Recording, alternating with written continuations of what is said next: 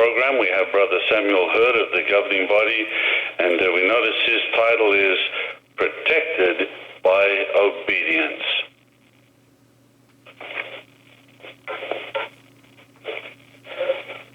During this talk, if you should happen to hear a new spiritual gem, put it out of your mind.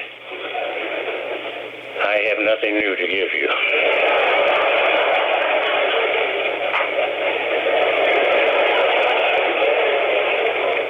A mother deer parks her fawn baby in tall grass. She tells her baby to stay put, and it does. She leaves and does not return for many hours. In fact, its protection depends on its obedience to its mother's command. Hello. Howdy.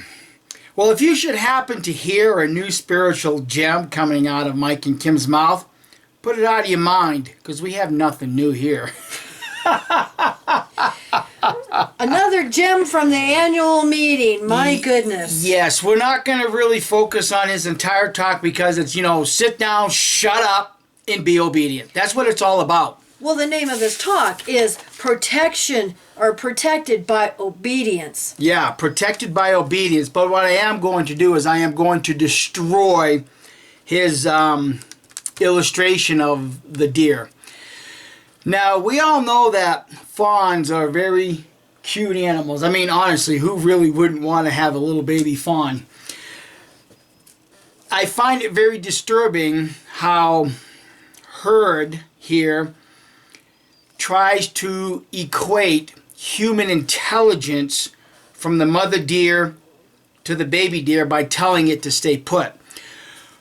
What he's not telling you, and this is where it's very disturbing, is that a fawn is born without any scent. Now, I've been a hunter my entire life. I've watched thousands upon thousands of documentaries regarding white-tailed deer, mule deer, and all of this. I've even seen documentaries where wolves or coyotes have gone right up and sniffed a fawn.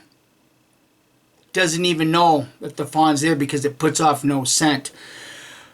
But where this illustration fails utterly is because since he's equating human intelligence to this mama deer, it tells the deer to stay put, and the deer is obedient.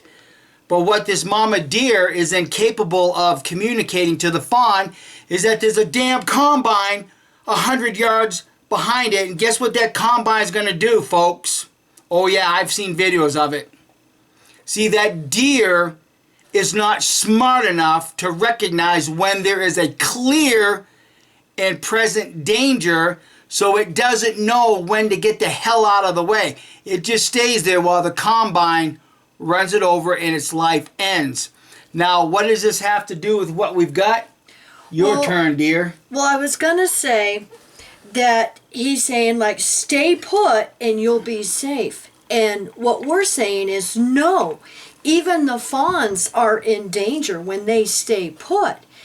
And the connection we want to make is that you think you're safe sitting there in your kingdom hall. You don't know who you're sitting next to. And we've already proved for the past 4 years that there's pedophiles and perverts in these kingdom halls. Well, we've got another perp to announce here. All right, now I'm going to put the link down below to the Facebook for those of you who can get on Facebook and see this. And this is out of Davie County, North Carolina. And they have like a perp walk type deal. But locked up in Davie County, Martin Fett, F-E-T-T. He is a Jehovah's Witness that was just arrested October 9th by the FBI for being caught and having kiddie porn. Children, porn of children.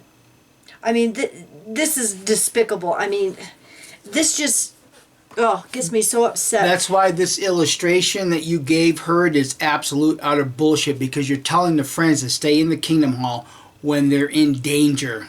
They're in danger. Yeah, and it gets worse. I forgot to mention that he was arrested in Mocksville, North Carolina. The FBI arrested him for having kiddie porn. The elders have known about this for 2 years. He was publicly reproved 2 years ago for this. And nobody knew. Nobody knew except for the elders.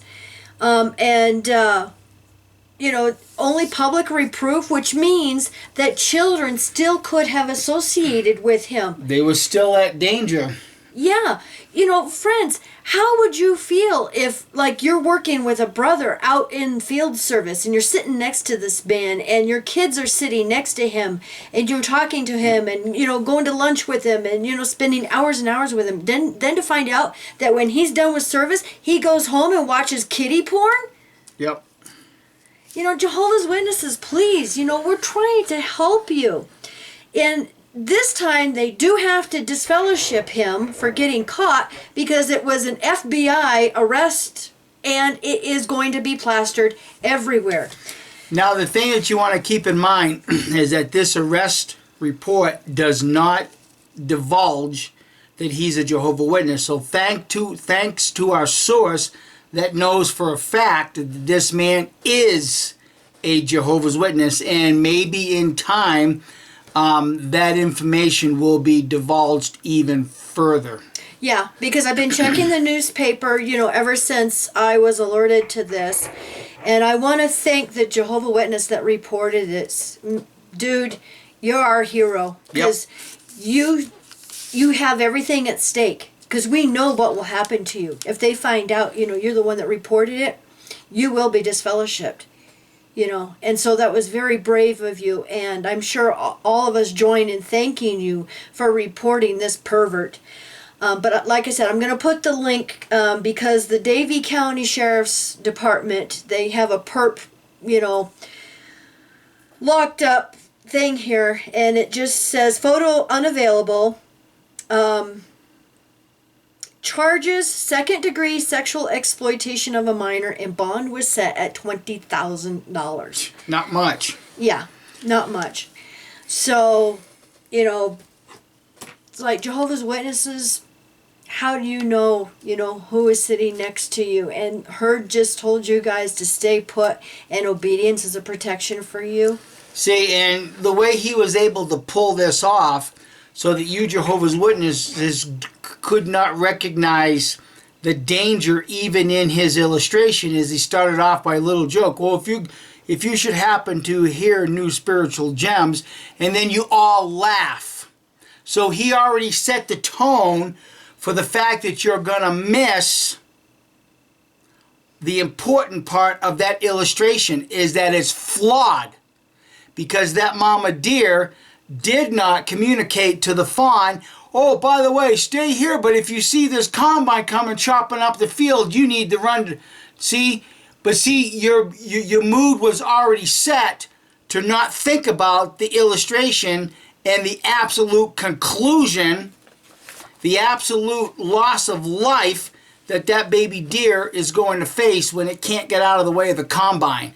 See, and you Jehovah's Witnesses are in the same boat because this organization knows how to manipulate your mind so that you don't stop and think beyond the illustration that you're hearing. And it's a really, really dangerous way to manipulate human minds. But yeah, you guys just laugh it off and clap, and you don't see the absolute seriousness of what's taking place here. It sounds right, and it sounds good and fuzzy and makes you feel good, but no.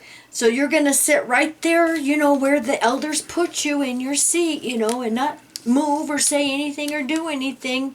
And guess what? You're sitting next to danger. Who knows? Dangers. What's in your kingdom hall. Yeah, and before we get into the main part of this, I just want to mention thank you so much, everybody, for sending me emails, letting me know that it is a privilege now. Elders' wives and regular pioneer sisters are able to be ushers / attendants now at the summer convention.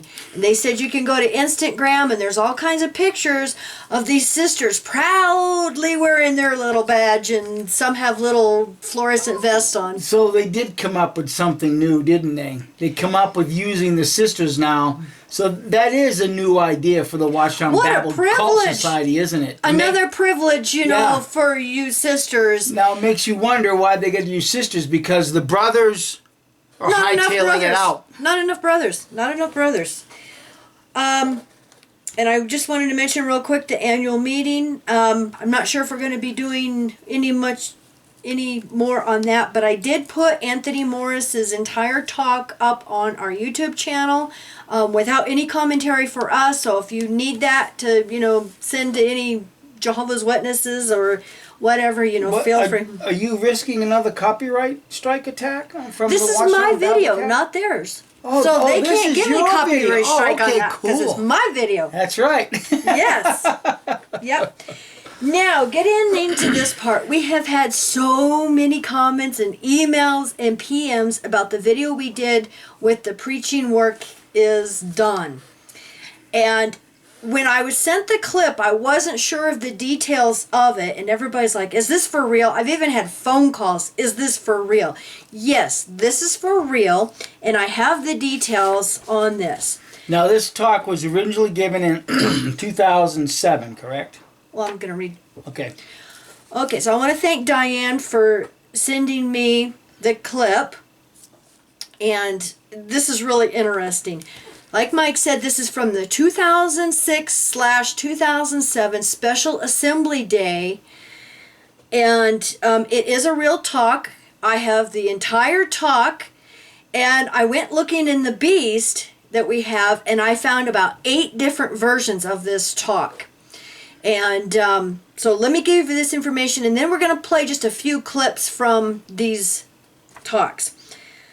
Okay, now what's interesting, she says, this is the email I received in 2007 and what some witnesses thought about it. I'm still a witness, fully awake though, so you can put me on the nail and coffin. Thank you both for all your hard work. Thank you, sweetie. You're on our list for the nail and coffin. Okay, now this is an email she got in 2007 from a Jehovah's Witness. So this is a Jehovah's Witness email that was sent with this clip. The same clip we played. This is deep. I was just at Bethel last weekend and heard this brother Rayford. Now his full name is James Rayford. And this talk was given Texas. And when I'm done reading this, Mike is going to make a comment about why he thinks, yeah. Yes. This is very thought-provoking. What are we doing with our lives that will count towards our relationship with Jehovah? Friends, it turns out since I've sent this report to you that 4 other friends from other places in the United States have heard the same exact message last weekend at their own assemblies.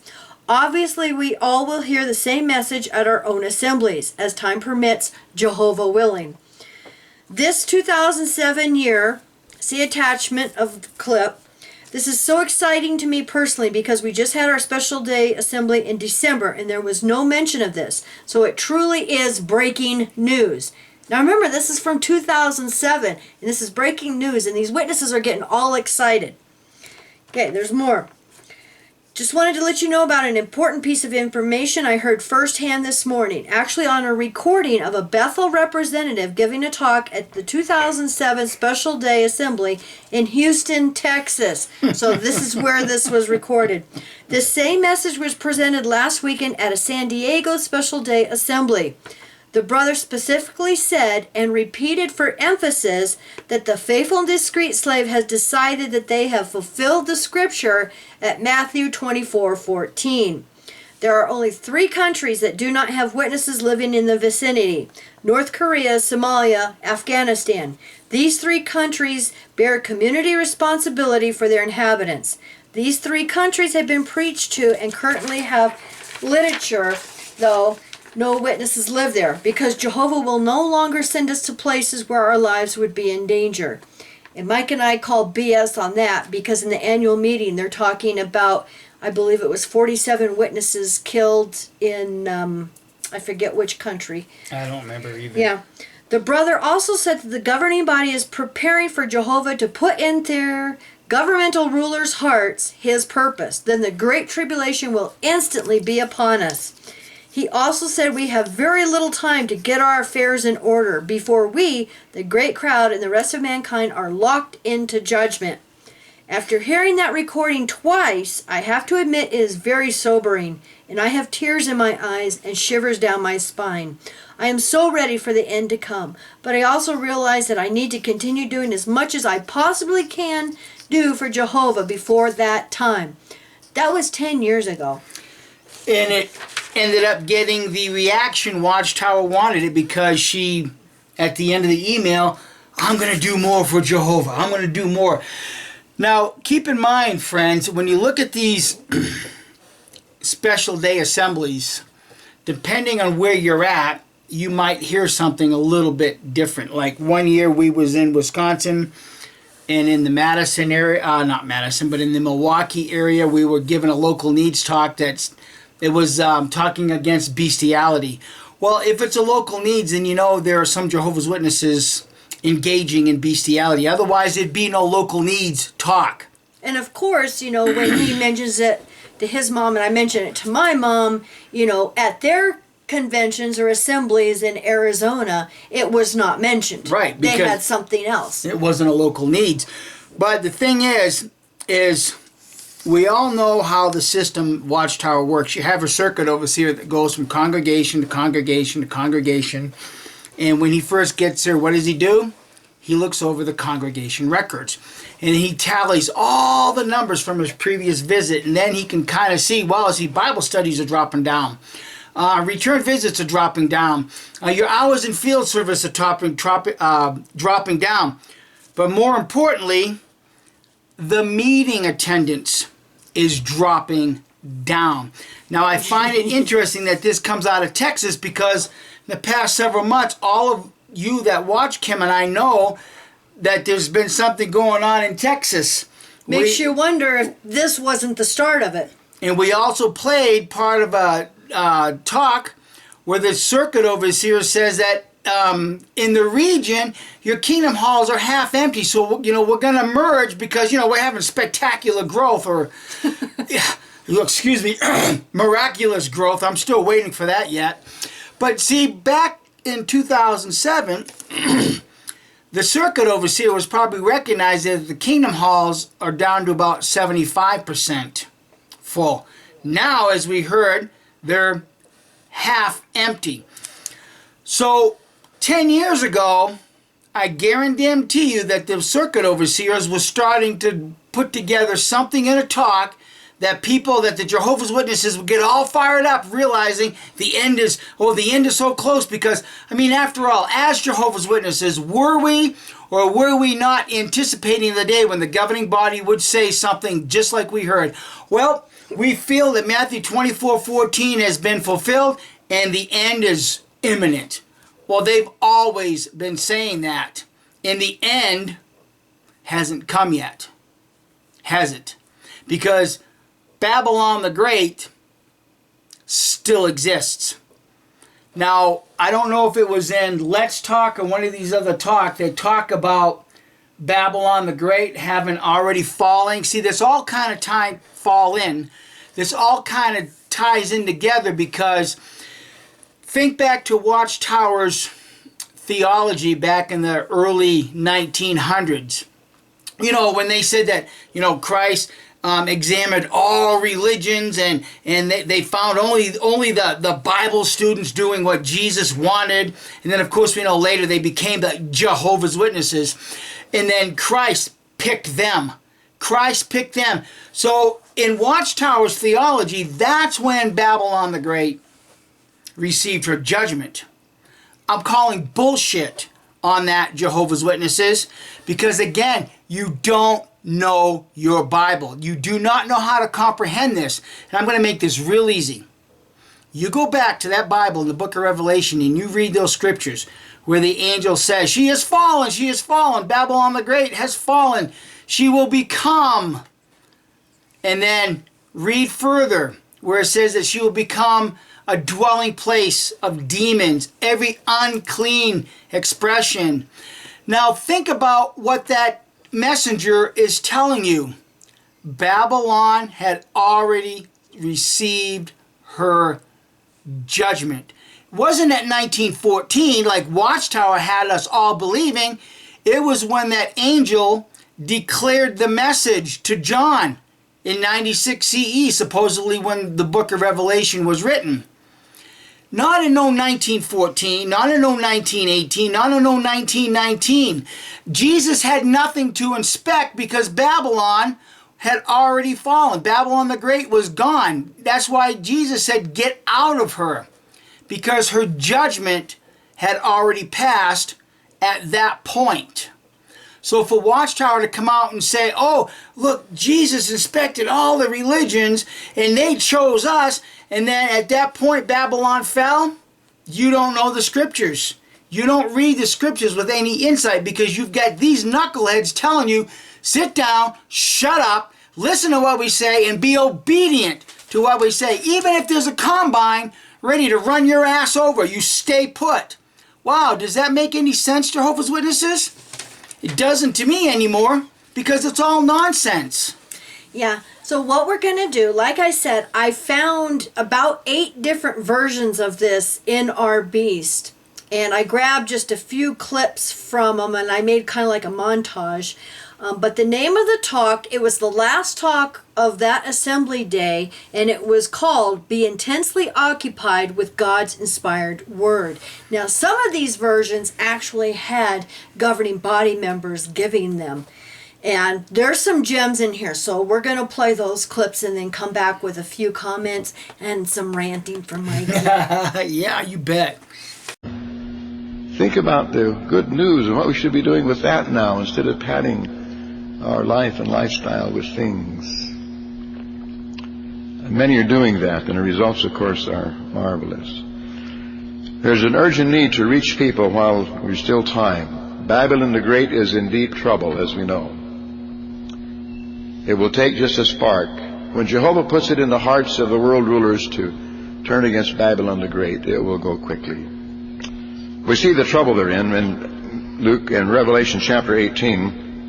Just some background on Babylon the Great in verse 2, and it says, and he cried out with a strong voice, saying, she has fallen, Babylon the Great has fallen, and she become a dwelling place of demons, and a lurking place of every unclean exhalation, and a lurking place of every unclean and hateful hated bird. For because of the wine of the anger of her fornication, all the nations have fallen victim, and the kings of the earth commit fornication with her.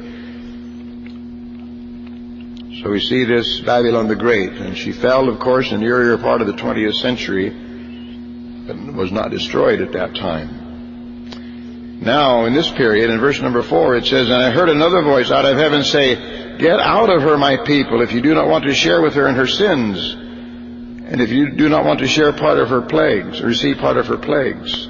For her sins have massed together clear up to heaven, and God has called her acts of injustice to mind. And now he's about to take action using the nations, the member nations of the United Nations, to bring a ruin to Babylon the Great. I'd like to just share a few that we've received at Bethel. I know there's a number of folks that were Bethel trained sitting in the audience, and you know what I'm talking about. These experiences come to us at morning worship. We have branch brothers in schools, and they give us reports. And anyway, I'd like to share a few of them with you to show that people are coming out of Babylon the Great, and it's really exciting time that we're living in. In Brazil, there's a sister that was pregnant, and in giving birth in the hospital, in her pain, she was hollering, Jehovah, Jehovah. And one of the nurses asked, well, who is Jehovah? Another nurse said, you need to talk to Jehovah's Witnesses. She did, and she started a Bible study. And so pregnant sisters, remember that little thing. In Russia, here's the kind of people coming in the truth.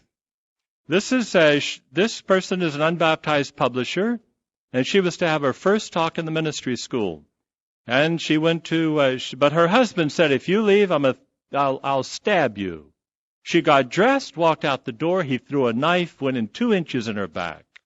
She pulled it out, bleeding. She went and she gave her talk with the blood coming out of her back. That's the people coming in the truth. In Japan, there was an earthquake, and there was a sister with 3 children. So she had a young son and a daughter, and she had a teenage son, and her husband was not a witness at the earthquake. And the mom and the 2 children, the dad were running out of the building. Mom and the 2 children got this way. Dad got separated over there. Here comes the teenage son running out. He sees his dad. He starts running to his dad, and his little brother over here hollers, "No, not over there. Dad is not baptized." So that teenage went over to mom. That affected dad. He started studying and now a brother. And it's apparent, if you are a Bible student, as most of us are, that we are living in the time of the end. And that the days ahead of us are going to be perilous. And we need to take the time now to prepare ourselves and to be ready for what's about to happen. Some of you had the privilege of attending the annual meeting with us last Saturday, October 7, that is. And there, Brother Morris of the governing body gave a stirring discourse on the theme for the 2007 calendar year. The great day of Jehovah is near. So that's what we're going to be seeing up on the walls. And the Brother Morris pointed out that the governing body has a sense of urgency. He stated, "We are convinced that the great day of Jehovah is near." Well, Jehovah's organization, directed by the faithful and discreet slave class, is echoing the same message today. Keep your senses. Be involved in the preaching work. The devil is doing everything he can to try to rip our congregations apart. He wants to tear our families apart.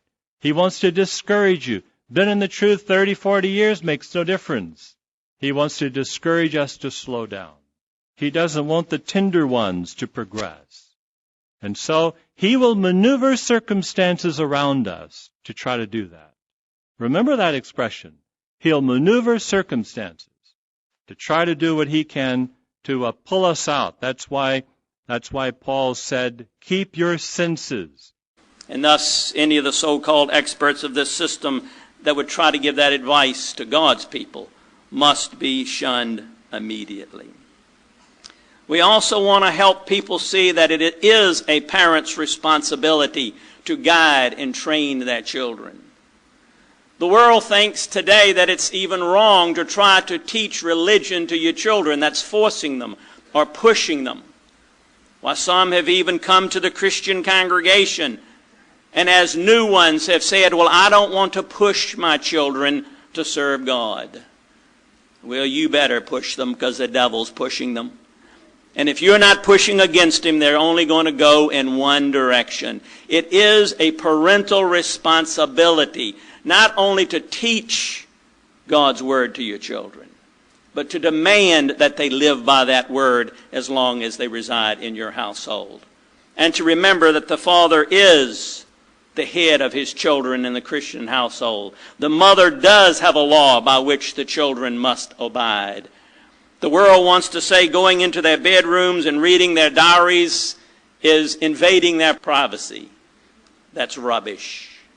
They're the most precious possession that God has given you, and you must do everything possible to keep the devil out of that bedroom, to keep the devil out of their life, and keep the devilish thinking of this world away from our precious young people. Wow. Do you see the fear-mongering? Do you see how these guys can manipulate your minds, Jehovah's Witnesses? Wow. Yeah. Now, the first clip was Guy Pearce. He was a member of the governing body. He's passed on now.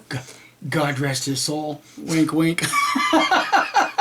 Yeah, apparently, right. he's up in heaven, because he was one of the anointed. Yeah, he's up in heaven, not communicating any new divine information. Otherwise, Mr. Hurd, Brother Brother Hurd would have had something new to talk about. Yeah. Now the second one, Gary Brew, I believe is how it's pronounced. This one was disturbing. Wow. Well, first of all, he says the faithful and discreet slave directs the organization. Okay, I got to ask. When all of you are baptized, aren't you baptized to the Spirit-directed organization? Not the direction of the faithful and discreet slave. Because there's a difference between the Holy Spirit directing the organization and 7 men. Because the Holy Spirit is not the faithful and discreet slave. It's the governing body. Now, before you leave some bullshit comment, Jehovah's Witnesses, in the comments below, think back to the JW broadcast where Loesch said, we're not inspired. But look at what he said right here. Directed by the faithful and discreet slave. Now, Mikey. Masters of deception. Now, Mikey. What? You're forgetting something very important. Oh, what am I forgetting? Most of the Jehovah's Witnesses don't watch their broadcasts. Oh, that's right. Morris even said that. That's right. So, oh, you man. need to go watch the November 2016 broadcast. It's the first talk. Yeah, and maybe, just maybe, Jehovah's Witnesses, you might remember the words coming out of Loesch's mouth as opposed to the same words being in print during that Watchtower study article. Oh, but wait a minute. If half the congregations are emptied out, then only half of them are going to get the information. And out of that half, how many were doing this during the Watchtower study?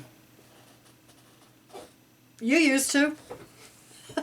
Now, what's interesting about Garrett Loesch, the governing body, is that he gave a version of this same talk back in 2007. And it was very boring, blah, blah, blah. So I didn't put any clips. But I do know that he said basically the same thing as Guy Pearce. Only Garrett Loesch said Babylon the Great has fallen, and then he goes on. But he did not explain about how, at least Guy Pearce explained a little bit about how that was their belief back in the early, 20th century. But my argument still stands. 19th century. Judgment was passed when John was given the revelation. Yeah, that's when judgment doesn't explain was passed, that. right. Yeah, he doesn't explain that in yeah, his exactly. talk. Now, Gary Brew also has some experiences, and I had to put these experiences in them because I even called when I was listening to this, I called Mikey. He was sleeping in his recliner last night. I said, Mikey, you've got to hear these.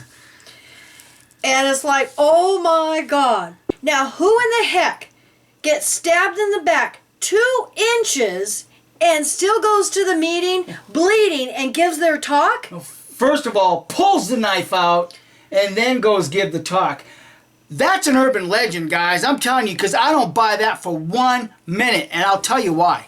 Well, while you're getting your prop there, I'm just going to mention that it goes in that far.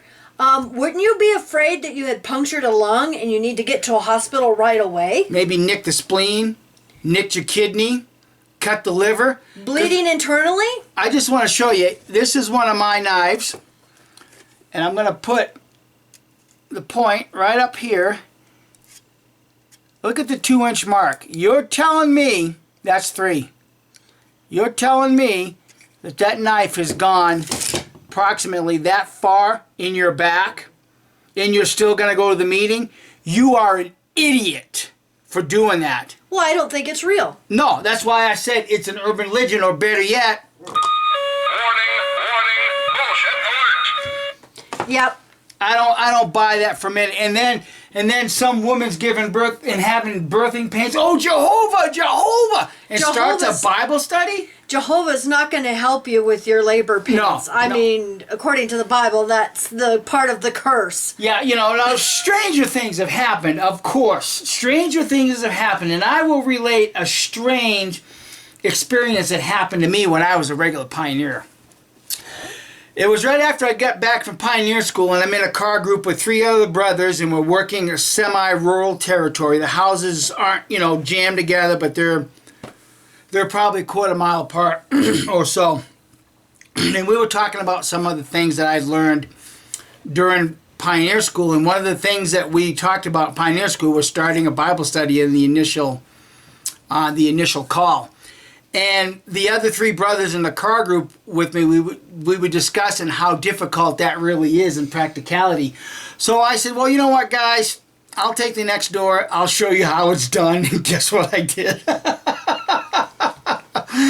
I did the presentation like I was instructed to do with the Live Forever book, no doubt, and no less. And I walked back in the car and I said, well, guess what, guys? I just started a Bible study. Who wants to go with me next week? So stranger things have happened. Yes. Now the next clip was a talk given by, and I believe he was the circuit overseer, Michael Cook.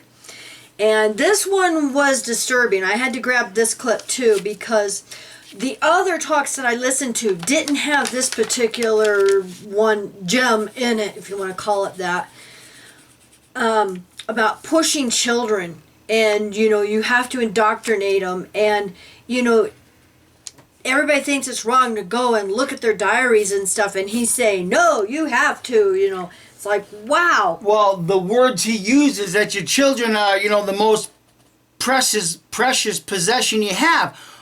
So that's giving every Jehovah Witness parent the authority to invade that child's privacy. But if they're the most precious possession you have, Jehovah's Witnesses, then why are you letting your kids sit in the Kingdom Hall with pedophiles? People that have kiddie porn on their computer like we just exposed? What do you think about the articles in the past that the Watchtower Bible Cult Society has written regarding pornography? See, Watchtower has to write these articles because guess what?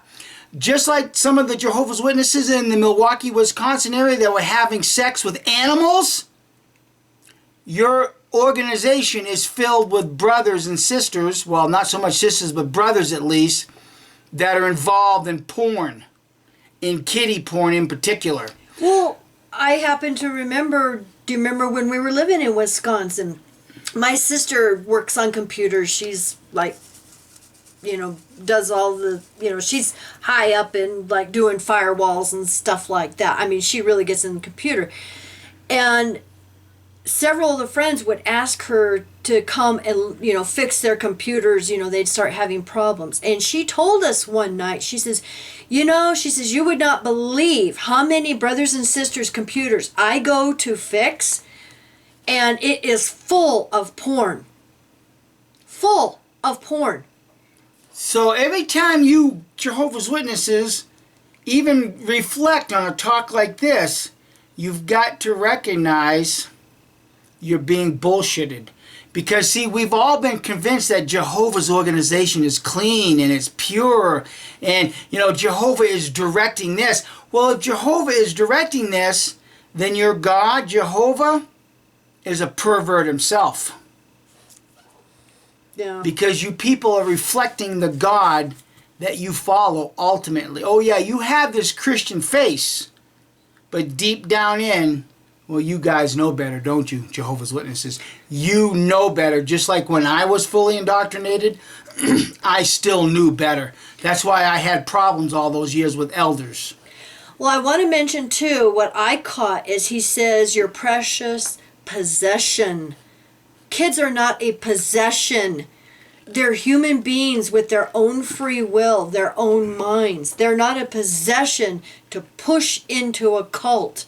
And so I, you know, have exception with that, you know. And it's the same attitude they have about wives. Yeah. Oh, yeah. It is.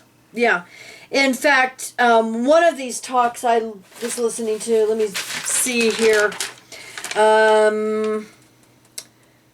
Oh, yeah, it was this Michael Cook here. At 17 minutes in the talk, he was talking about the sisters' role and how they're happy. They know their role and they're happy to do this. And it's like, oh, I just wanted to punch the guy. So what we're going to do now is we are going to sign off, and then I'm going to put James Rayford's entire talk in context, because some of you, like I said, was a little bit shocked and was asking, is this for real and stuff? So I'm going to put the entire talk, it's an audio only, of the entire talk, And so you can hear like where the clip was. Now, all of these versions of the talk, they would give like their talk, and then they would do experiences like what we just heard with Michael Cook. And then they would get into the meat, and they were going through, I believe it was 4 points, and how to help your students and all of this. Now, most of them said, seek help from your loving elders. Made me want to puke. Yeah. So anyway, so if you want to listen to James Rayford's entire talk, the creepy one, it's afterwards. So for all of you Jehovah's Witnesses that were passing this around in 2007 thinking, oh boy, the governing body knows something, we're so close, and then you hear right now this year's annual meeting, which by the way happens to have been October 7th, the same as it was day. 10 years ago. Wow. How weird is that? You also hear Anthony Morris say the same thing.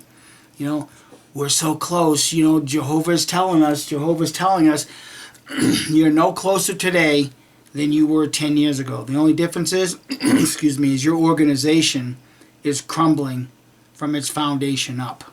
Yeah. That's the difference. And more people are recognizing that. And something else. You also heard Tony Morris, I believe it was in his talk in the 2017 annual meeting, that numbers don't necessarily mean that you have the true religion. Years ago, Watchtower based their entire theology on growth and numbers and everything else. What you folks don't recognize, and especially the Watchtower Bible Cult Society, is yes, there are other religions that are growing. Islam's growing. But so are those that are leaving these cults and recognizing that you do not need a religion to have a relationship with Christ. Those numbers you can't put a number to because we don't know who they are. Because there's a lot of you ex-Jehovah's Witnesses that come out of this cult and your faith is intact. There are many of those coming out of other cults whose faith is intact. How do we number that? See, that's something that the Watchtower Bible Cult Society will never, ever, ever be able to put a number on it. Raymond Franz come out of this cult. His faith was intact. And many others also. So, Watchtower Bible Tract Society, when you talk about Christian faith growing, the number of Christians that are recognizing that you do not need a religion to have a relationship with Christ, you will never ever be able to put a number on that growth. And something else that I thought of is right after, all of these, emails with this clip was being passed all over the place, I believe, and you guys can leave your comments down below, but I'm thinking that 2007, 2008 is when they really started pushing, do not record these conventions, do not record, these assemblies and pass them around and, sensationalize something. And they even had a Watchtower article. Yeah, I don't remember if it was around this time or not, but we also have to keep in mind, too, that was also just before the economic crash, the housing crash, so things seemed gloom at that time, doom. Many Jehovah's Witnesses were financially ruined. They were committing suicide because of their fortunes were lost, their homes were lost, families were getting divorced, husbands and wives couldn't afford to be husband and wife, so they got divorced. So there was a lot of things that happened just after that 2007 time period that could have made the Jehovah's Witness stop and think, okay, This is it. These guys do know something because look how the economy's collapsing, and guess what? 10 years later, we're still here. We're still here, Watchtower. Yeah. When would the rest of you witnesses begin to realize that this is nothing but a false prophet organization? Exactly. So, like I said, thank you everybody for your comments and emails and, asking, oh my God, is this recent? Is it older? I believe Dallas, Canada said, no, I remember this Yeah. talk. It was around 2007. I read that comment, yeah. Yeah, Mikey read that comment, and we're reading several others. So, yes, it's from 2007, Special Assembly Day. And, like I said, I had about 8 versions of this talk, the same talk, in the Beast, and it was the last talk. Yep. And there's a few websites that actually have recordings of several circuit assemblies. So, change of plans. When we edited this video together, we realized it was going to be 2 hours long with the talk and our video. So what we're going to do is just upload our video, and then we will upload the entire talk in its entirety afterwards. So we love you. You have a wonderful evening. Bye.